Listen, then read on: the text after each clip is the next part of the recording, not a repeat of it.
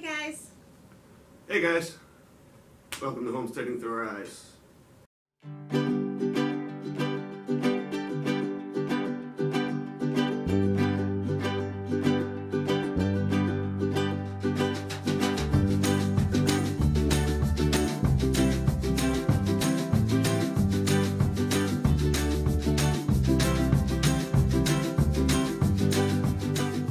We've been living in the yurt for 14 months now. It's been a wonderful experience and we love it here and we wanted to share it with you. It's been amazing so far, and it changes every day, and we're constantly doing new things and improving, and we've just improved quite a bit and opened up our space quite a bit, and we're pretty happy with the layout as of now. So come along and check it out.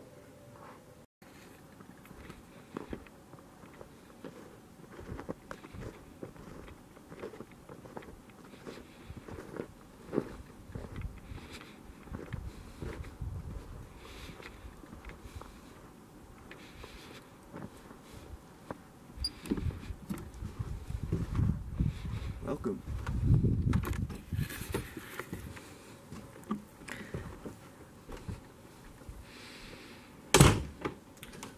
Welcome to our cozy yurt. Just wanted to give you a tour of everything we've been doing lately. So we will start right with the front door. Originally, this is actually where we had our bathroom, and it was kind of crowding the front door and wasn't giving us a lot of space, and kind of cut off the view to this whole area and made it look cramped and small instead of this glorious space we have. So we moved the bathroom over there behind the bookshelves, and we'll get to that in a little while. So I guess we'll start with the door area.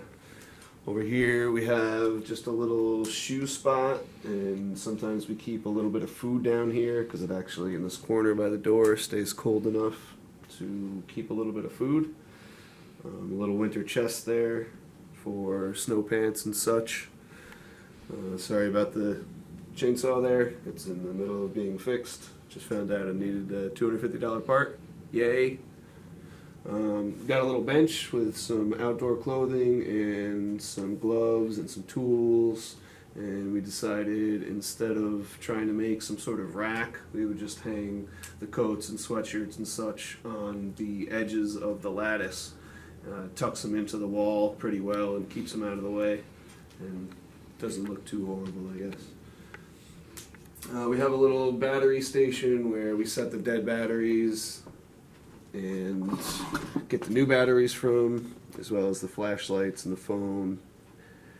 Swing over here to this space. We had a ton of space here that we didn't know what to do with. It was wide open. We didn't really want to fill it with a bunch of junk, so we decided to turn it into an activity center. We have some art stuff over here, instruments, a bookshelf with some art stuff on it, and some DVDs and some craft stuff, and a little puzzle station. This is more of a winter activity, obviously. It's nice to pass some time. I absolutely hate it, but flowing river and the kids like it. Nice little painting that I've been doing here and there. No need for too much of a close-up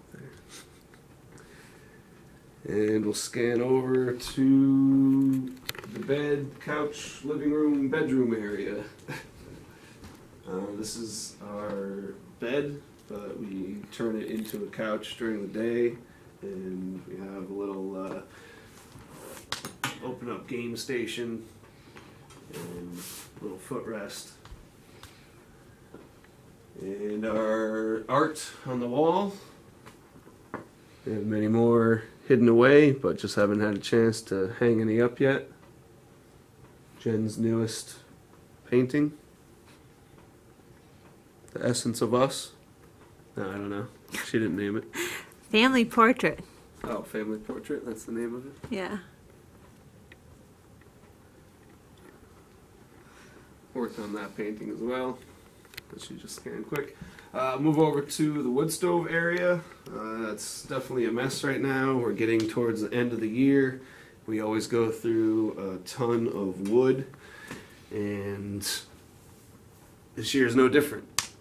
This wood is actually not as dry as I'd like it to be, so we originally ended up stacking it behind the stove, and when we really need to, I set it up right next to the wood stove, and it dries out pretty nicely within a couple days. I know about the hazards and yada yada. It works. We're here. I don't really let it go when we're not here. So that's what we're doing with that. We'll swing over here to the used to be junk closet, but now is a junk closet / homeschooling station.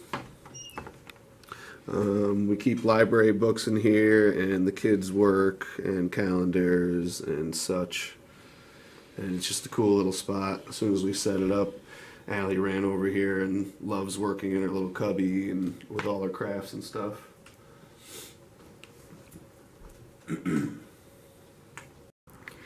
Alright, moving on to the bathroom now. It's not the nicest looking bathroom. We don't have it set up the way we want it yet, but it's functional and we don't mind it for now. Eventually we're going to be building a wooden bench that goes here that would hide the bucket and the sawdust bucket. We don't have a door on it. As you can see, this kind of is just an open area here. It's really impossible to see on the toilet unless you walk very far over to the side of the yurt, which nobody goes over here unless you're going out the back door, which there's no back door to go out to, unless you're opening the back door, I should say. So we do have a sheet available if we have guests over that would feel more comfortable, or if for some reason we want extra privacy, if we have people over. We haven't used it yet, but it's there for us. So we have our sawdust here, which we put a scoop into our compost bucket after we go to the bathroom. And we have our extra buckets that we'll be using as our next bathroom here.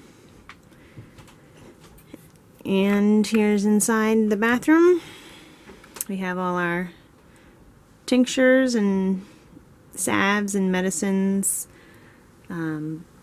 first aid kits, books, more herbs, vitamins. It's very plain and just mostly functional for now. It is kind of the most feeling like a room in here, since it does have the loft on top of it, with a makeshift roof. So that's, makes it feel more like you have more privacy while you're in here using the bathroom.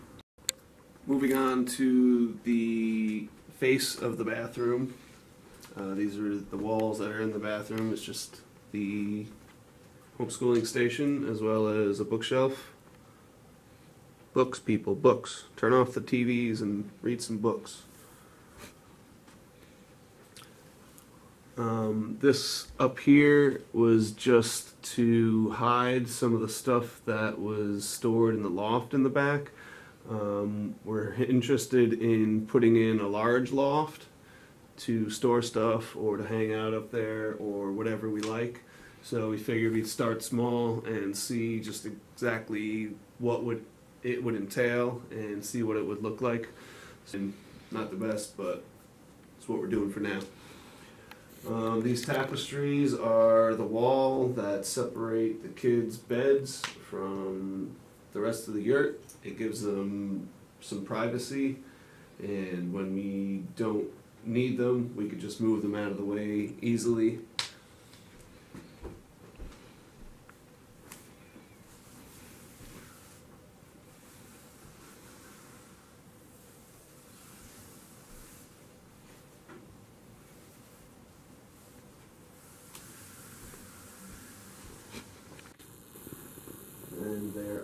beds, as well as our bunnies. Douglas might have been interrupted. I'll go into the bathroom. Sorry about that, Douglas.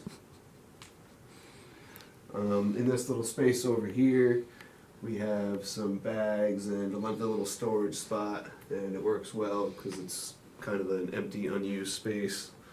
The kids' beds, as we said. Underneath, plenty of storage, the totes for clothes and other items under both sides. Another addition was the not so beautiful bubble wrap insulation on all the windows that you've noticed. For the new viewers, just wanted to let you know what that was all about.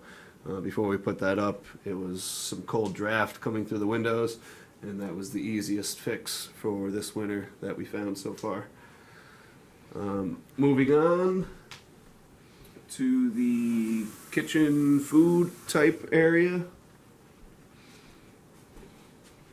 This is just where we store our food and utensils and plates and recycling and paper towels and towels.